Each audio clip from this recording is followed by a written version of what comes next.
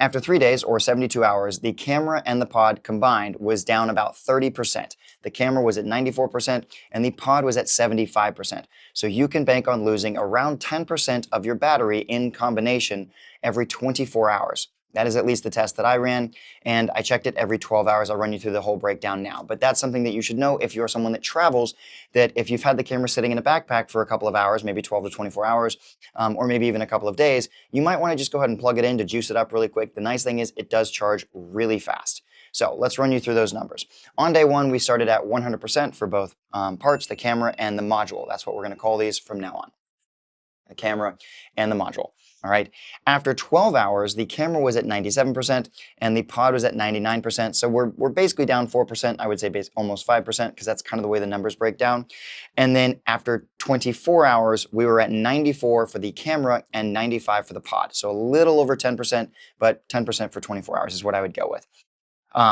At the 48-hour mark, so 2 full days, we were at 95 and 85. And basically what would happen is every time I turned it on to check the battery, the pod would recognize that the camera needed to be charged, and so it would start charging the camera. The camera would basically end up back at 100%.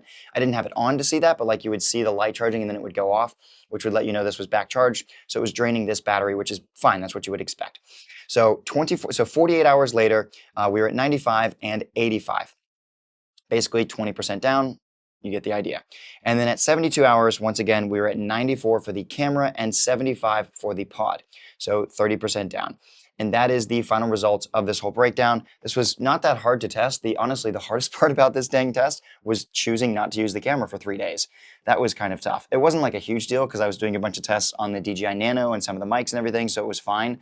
But I did miss not being able to use the camera for that time period. But I hope that this helps everybody out there for just wondering about battery drain, because it's an unusual test to do. Just let your camera sit for a couple of days while you're trying to use it. But there you go. So I hope this helped you. Remember, I love getting questions. I try and run tests pretty quickly. This one obviously took a little bit longer. I have another test coming out on the Nano where I put it in the freezer of my fridge, to run a cold test, because somebody was asking, like, they live up north, they live in the cold, like, how does the battery handle that?